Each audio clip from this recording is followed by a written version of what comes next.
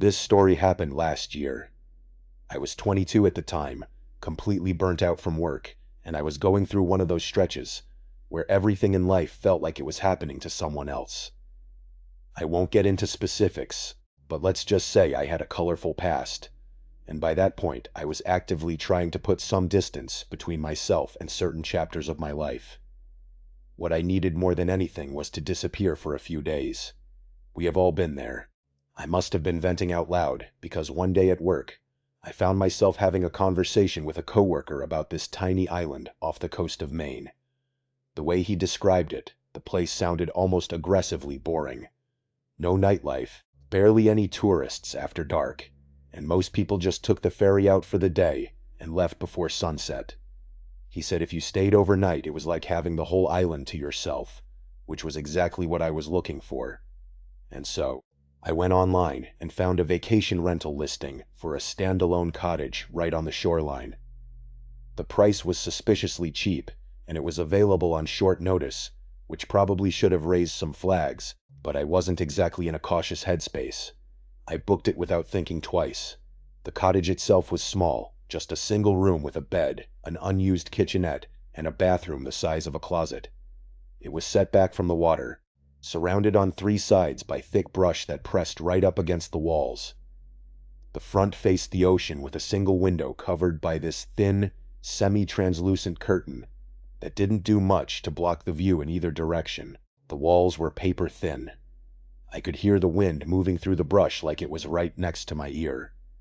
The door had a deadbolt and a chain lock that both looked like they'd been installed recently, which struck me as a little odd for such an isolated spot.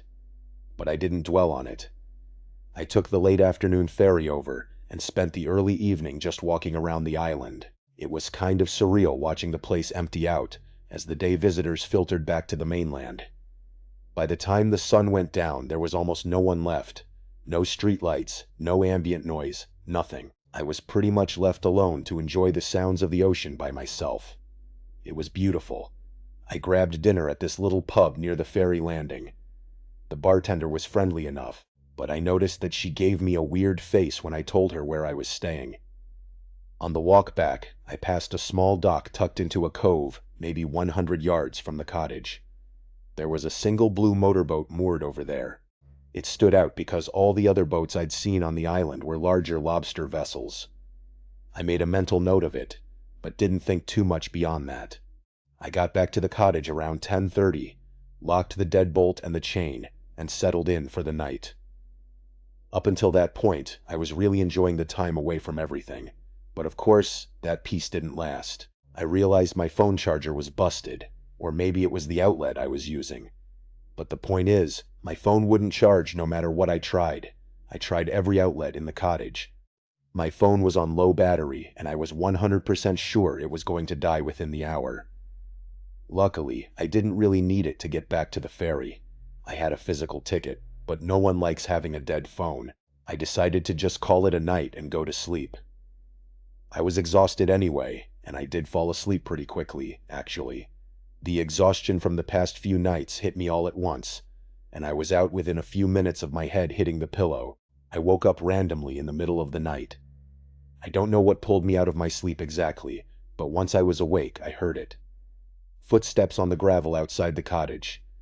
They were close, right in front of the door, and whoever was out there was taking their time, which I could tell because there was a long pause in between each step. It definitely didn't sound like an animal scurrying around. I shifted in bed just slightly, and the footsteps stopped immediately. The silence that followed was uncomfortable, in a way that I couldn't really describe. It stretched on long enough that I started to convince myself I'd imagined the whole thing, or that it really had just been an animal. I didn't want to move, so I just stared at the ceiling in that same position. I'm not sure what I was waiting for, but I was so freaked out that I couldn't even think straight. And a few minutes later, the footsteps came back. This time, there was no mistaking the direction.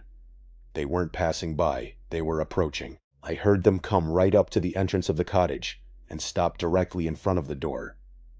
At that point, my heart was damn near pounding out of my chest. I felt like they could hear it, but there was nothing I could do besides try and be as silent as possible. As if the situation wasn't bad enough, whoever was out there turned on a flashlight and tried shining it through the front door. I couldn't move because I was petrified in fear. That person clicked off the light and tried the door handle. I shut my eyes and prayed the deadbolt would hold, and it did. I thought that would be enough of a deterrent, but I was wrong. A few seconds passed, and then they tried again, putting more weight into it this time. Then came several hard bangs, one after another. The sound was so loud in that tiny little cottage that I actually flinched with each impact. The bangs activated my brain, though. The threat was more real. And even though I was still terrified, I knew I had to do something. So, without thinking, I jumped out of bed while that person was still banging on the door and crouched down behind it. I was fully prepared for what was about to happen. But instead of that person bursting through the door, everything went quiet. I stayed crouched down for a few seconds, trying not to breathe too loudly. And then, and I still remember this vividly, whoever was on the other side of the door spoke. He said that he knew I was in there, Leo. I almost yelled out in shock, but I stopped myself. It was a man's voice, one I didn't recognize, but he somehow knew my name. He knew I was there. The footsteps moved away from the door and along the side of the cottage. I tracked the sound as it passed the bathroom wall and continued around. He was taunting me. He knew I was in there. My confidence was gone. Hearing my own name was enough to make me dizzy. It was the scariest moment of my entire life. Over the next stretch of time, I have no idea how long, maybe 20 minutes, maybe an hour, whoever was outside circled the cottage. I had no idea what they were doing, and a part of me was screaming for them to just break down the door and get it over with already. Eventually the footsteps receded from the cottage. Then, from the direction of the dock, I heard an engine start. It was the unmistakable sound of a small outboard motor. I listened as it pulled away from the shore and faded into the distance across open water. I didn't sleep after that. That's not an exaggeration. I stayed awake the entire night. The second it was bright enough to see, I was out the door. The gravel around the cottage told the whole story.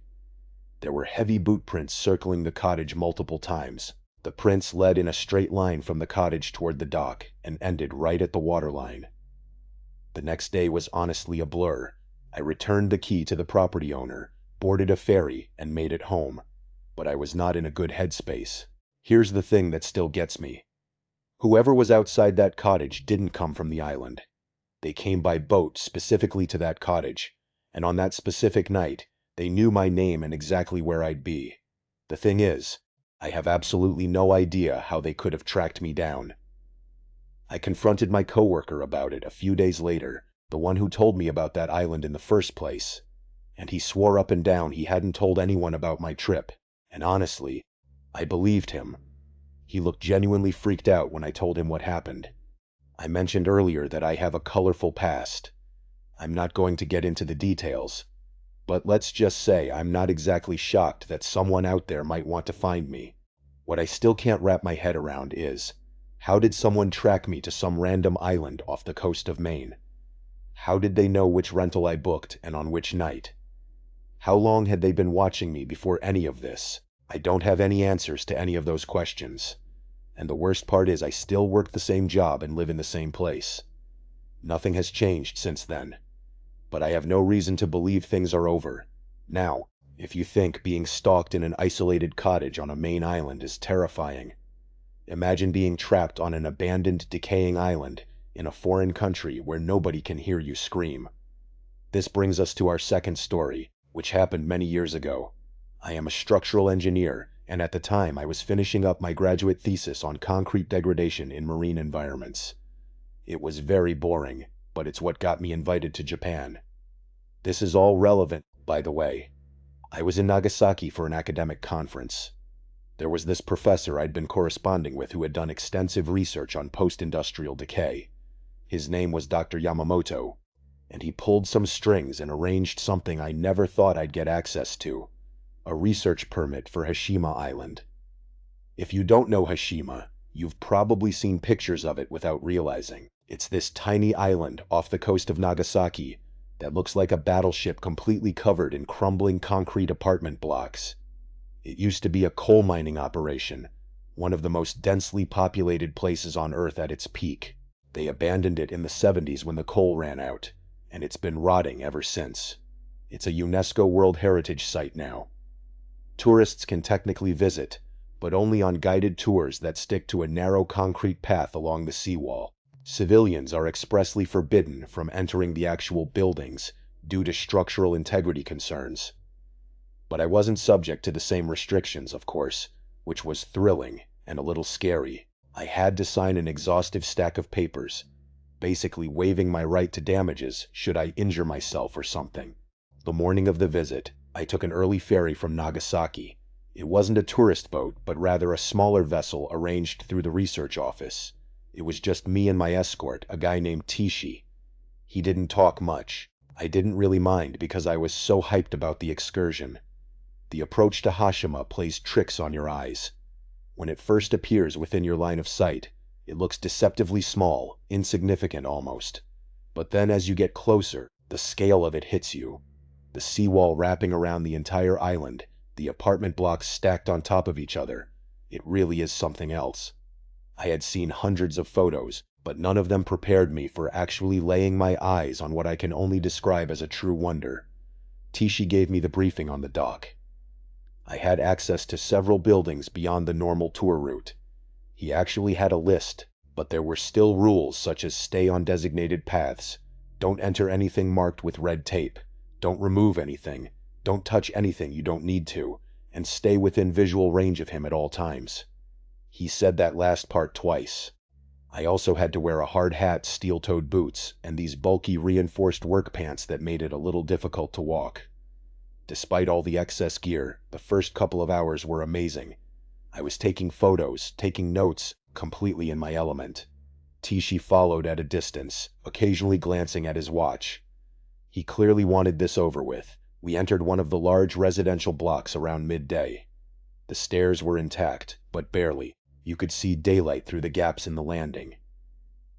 Tishi waited on the ground floor while I went up, which I thought was a little strange given his whole stay within visual range speech.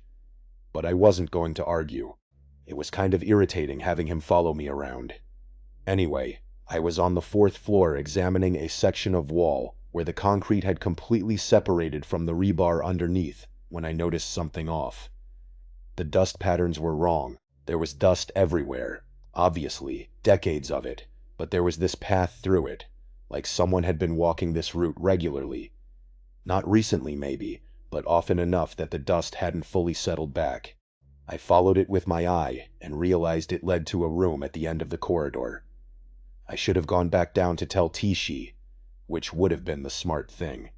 But I was curious and wanted to check things out for myself. He probably would have just ushered me back downstairs anyway, depriving me of ever getting an answer. So I carefully walked over to the room and pushed the door open. I immediately noticed two things, both of which were incredibly unsettling. Firstly, there was this weird smell emanating from the room that I didn't recognize. It didn't really smell like anything natural, but I couldn't recognize it as any kind of human smell either. I know that makes no sense, but that specific smell was genuinely something I have never encountered before. The second thing was even more confusing. The wall I touched was hot, or at least noticeably warmer than any of the other surfaces I'd felt on the island. I stood there for maybe 30 seconds trying to process it. You might be thinking the warmth was probably due to sun exposure. And yeah, that makes perfect sense. That's what I was thinking too, even though there weren't any gaps in the ceiling, and I figured the smell could have been animals, even though I wasn't aware that any animals even lived on Hashima. I went back down and mentioned it to Tishi. His reaction was immediate and strange. He didn't ask me any clarifying questions, or even seem that concerned. He just told me that what I saw was impossible, and that no humans or animals lived on the island. He didn't even ask me to take him to that room. When I insisted that he follow me so I could show him the smell for himself, he flatly refused. His reaction was really disturbing, to be quite honest. We continued the tour, and I started being much more observant every time he allowed me to enter a building. I kept noticing weird things. Nothing fully revealing like clothes or anything like that. but weird markings and signs that something had been there. I say something because I didn't know whether I was seeing signs of a person or signs of an animal, which was the most confusing part. At one point, I mentioned more of these sightings to Tishi, and this time he didn't even respond. Instead, he just pulled out his radio and spoke rapid Japanese into it. I had no idea what he was saying or who he was even talking to, but it was the first time he had used the radio since we got off the boat. When I asked him what he said, he told me he was checking the schedule. I obviously didn't believe him, but what was I supposed to do? Demand that he tell me what he said. I just ignored him, but I was significantly more unsettled after that. It was almost like he knew what was going on and just didn't want to tell me. We reached a taller residential block near the center of the island. Tishi hesitated at the entrance. He actually stopped walking and stood there for a few seconds before following me in. I remember thinking that was weird. He'd been bored and impatient all morning, and now he was all attentive, but I didn't care. I wasn't going to let someone else's attitude stop me from exploring. The stairwell was narrow and dark, but structurally sound. We went up maybe 5 floors. Tishi was right behind me the whole time, which felt like a change from his earlier indifference. And then, after walking into one of the corner rooms up there, I saw something that immediately validated all my previous concerns. Against one of the walls was a pile of blankets and a few empty bottles of water. There was no mistake about it this time. I was looking at definitive evidence of human habitation. I regained my composure after the initial shock and turned to show Tishi. There was no way I was going to allow him to dismiss my claims this time. But when I stepped out of the room, he was gone. I don't know why, but seeing those items in that room didn't terrify me until I realized I was alone up there. It was like Tishi having disappeared unlocked my brain, and only then was I able to process how scary the situation truly was. There was someone else on that island. I suddenly felt a very acute urge to strip out of my gear and scratch myself. My whole body was itching and I was starting to freak out. I frantically made my way back to the stairwell we'd come up, thinking I'd just run down and end the trip short. But no. As if things weren't bad enough, I turned the corner and realized the stairs were blocked. There was a pile of rubble spilled across the landing, enough that I couldn't get through. I didn't have time to think about whether it had collapsed naturally, or whether someone had piled it there purposefully. I just turned and ran. I ran past that room and down the corridor, praying that there was another stairwell somewhere close by. I didn't care about the structural damage anymore. I was so scared and didn't care about anything other than getting the hell out of there. As I was sprinting down the hall, I heard movement from somewhere behind me. It sounded like footsteps stepping out into the hallway. I didn't turn around. No chance in hell. I just kept running. The only problem was that it was like a maze in there. I was too scared to think straight, and I felt like I was running in circles. The whole time I could hear footsteps behind me. At first I thought it was Tishi, but after a while, I realized there were multiple sets of footsteps, which meant I was being followed by multiple people. I finally found another stairwell, and I practically jumped down it. I don't remember much about getting out of the building. I remember daylight, and then sprinting across open ground, and then the dock. Tishi was just standing there by the boat. Seeing how unfazed he looked took me from scared to downright angry. I started screaming at him about what I had seen, about the people in that building, about him abandoning me, everything. I think I even accused him of piling that rubble up in an attempt to strand me in there. He barely even blinked. It was like he wasn't hearing what I was saying. I wanted to put my hands on him, but that would have been a terrible idea. He was my way off the island. He had all the power. I had none. The way he didn't even react to what I was saying only made me angrier. At one point, I actually kind of hoped that whoever had been stalking me in that building would turn a corner so Tishi would believe me. He waited for me to finally calm down, and then instead of acknowledging anything I had said, he just said we were leaving. I didn't know what to think. I was still pretty unsettled and scared at what had just happened. But I was also horrified that this guy was refusing to acknowledge any of it. It genuinely made me think that he knew something about what had happened, or worse, maybe he had caused it himself. Maybe he had been the one to pile that rubble, But the worst part was that I had to sit through an entire ferry ride back to the mainland with him. I was genuinely worried for my safety. But we made it back, and that was that. As soon as I got somewhere safe, the first thing I wanted to do was report my sightings. That there were people on Hashima, that was extremely concerning, so I contacted the only person I could think to contact. The only person who had any connection to both me and the island, Dr. Yamamoto. But I couldn't get a hold of him. Fast forward 2 weeks. I was back in the United States at that point, and I still couldn't get a hold of him. It was like he had disappeared.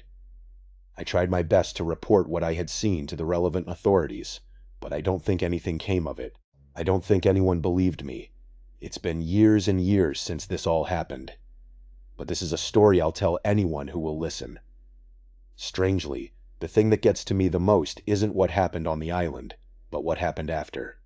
The fact that I couldn't get in contact with Dr. Yamamoto, despite him going to great lengths to arrange my visit to the island.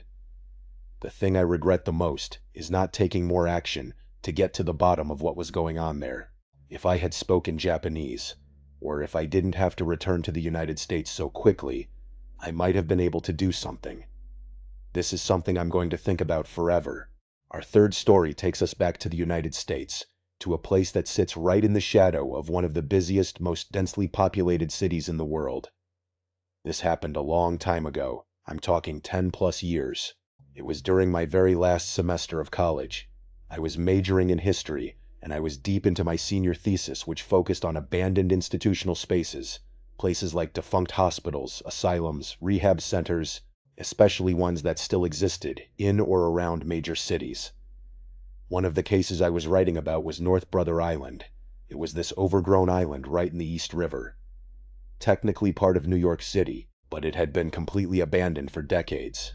As far as I know, it's still exactly the same, but I haven't been in New York City in forever, so I really wouldn't know. Here's a very abbreviated history. It used to house a quarantine hospital, then a rehab center, and then at some point in the distant past, it became off-limits to the public. Unless something's changed, you still need a permit to even set foot there. In fact, it's probably even more heavily guarded, considering how seriously the United States takes security and whatnot these days. That's all you really need to know about it, but for any fellow history buffs out there, feel free to do your own research. You might even find my thesis. I never actually planned on going. That would have been illegal. But I mentioned it offhand one night to 2 of my friends, Jansen and Jesse, while we were drinking. I was probably pissed at how long it was taking, knowing how lazy and unproductive I was back then. Surprisingly, they both thought my thesis sounded really interesting, despite the fact that neither of them were history majors. So, I told them some of the interesting tidbits about the various places I was researching. The moment they realized one of the places was quite literally tucked away in the very city we were sitting in, they were hooked. Jansen and Jesse, and I guess myself by extension, were really into that whole urban exploring edgy vibe back then. Back then, it was decently popular among young guys at the time. They both thought it sounded like the perfect target for an urban exploration trip. And I'll admit, after all the research I'd done, I was curious too. Not in a ghost hunter way or anything, but more like if I was going to describe the place in my thesis, why not actually see it with my own eyes? Fast forward a few weeks, and that's how we found ourselves sneaking through Berto Point Park in the Bronx at 2 in the morning, with 3 solo kayaks in tow. It was one of the few spots along the shoreline where you could launch without attracting too much attention, and it was only about a half-mile paddle to the island. We had a bunch of supplies, probably more than we needed, but we figured we'd play it safe. The plan was to leave around 2:30, explore the island for a few hours while it was still dark, and be back before sunrise. It felt stupid and thrilling at the same time. The best kind of fun. Getting our kayaks into the water was surprisingly seamless. I guess I hadn't anticipated how deserted the park was going to be at that time of night. But as soon as we started paddling toward the island, the reality of what we were doing began setting in. There wasn't anything stopping us anymore. All we had to do was paddle at that point, and a bit of nervousness started creeping into what had just moments earlier been pure excitement. Regardless, we made it to the island. Pulling the kayaks onto shore was a bit of a struggle because of all the overgrowth. We had to push through some tall reeds and weeds just to find a somewhat stable spot to leave them. Once we were on solid ground, the three of us just kind of stood there for a second, taking it all in. It was dark, obviously, but we had flashlights, and the moon was bright enough that you could make out the general shapes of things. The first thing I noticed was how quiet it all was. I know that sounds cliché, but you have to understand, we were technically still in New York City. The Bronx was right there, maybe half a mile away, and yet it felt like we were in the middle of nowhere. We started walking inland. It didn't take long for Jansen and Jesse to realize just how big the island actually was. I had told them beforehand that it wasn't some tiny little rock. I think I even showed them a map at some point, but they clearly hadn't internalized it. As we made our way deeper, we started passing building after building, most of them partially collapsed or so overgrown that you could barely tell they were buildings at all. At one point, Jesse stopped and just stared at this one structure that had a tree literally splitting it in half. He said it looked like something out of a post-apocalyptic video game, like one of the ones where you're scavenging through the ruins of civilization. He wasn't wrong. That's exactly what it felt like. There was something almost alien about the way nature had reclaimed everything. Like the island was actively trying to swallow any evidence that humans had ever been there. I remember thinking that if I didn't know better, I'd assume the place had been empty for centuries, not decades. We explored a few of the more intact buildings, shining our flashlights into rooms that hadn't seen visitors in God knows how long. Most of them were empty, but in one of the larger buildings, Jansen found something on the ground near a doorway, a half-empty can of spray paint. He immediately wanted to use it, and Jesse was on board. I told them no, that it felt disrespectful, not just to the buildings but to the history of the place.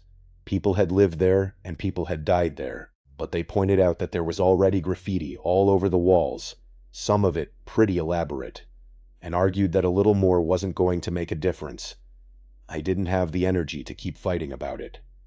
So, I told them I wasn't going to stop them, but I wasn't going to stick around and watch either. In hindsight, wandering off was probably a mistake. I made my way through a few more rooms trying to take mental notes for my thesis, but the further I got from Jansen and Jesse, the more unsettling everything became. It's hard to explain unless you've been in a situation like that. When you're with other people, even in a creepy place, there's a buffer. You can tell yourself it's fine, because nothing bad would happen with witnesses around or whatever. But being alone is a completely different story.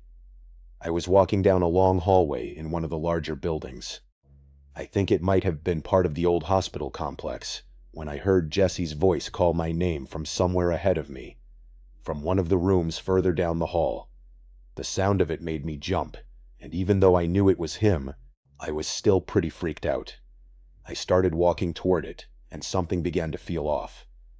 For Jesse to be ahead of me, he would have had to take a completely different route through the building. That wasn't impossible.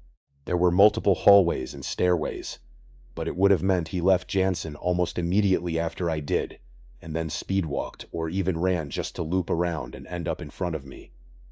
That didn't make any sense. Why would he do that? There were too many rooms branching off from the hallway, and I couldn't tell exactly which one the voice had come from. So, I called out to him, asking where he was. I got a response almost immediately from a room just a few doors down on my left. It was definitely Jansen's voice this time, and all he said was, "In here." I walked toward it. The doorway was dark, darker than the hallway, which was already pretty dark, and I couldn't see anything inside. I figured Jesse and Jansen were probably just messing with me, trying to scare me for wandering off, which is exactly the kind of thing Jansen would think was hilarious. I stepped into the room without really thinking about it, and swept my flashlight around the room. It landed on a figure standing in the far corner of the room facing the wall. For a split second, my brain tried to convince me it was one of my friends, but it wasn't. It couldn't be. Whoever this was, they were really tall, easily 6.5 feet, maybe more. Neither Jansen nor Jesse were anywhere close to that height. I can't express how scary seeing that figure was. I screamed. I couldn't help myself. I ran out of that room as fast as I could. I didn't care about being quiet anymore. I was yelling for Jansen and Jesse to run as loudly as I could. I've never been more scared in my life.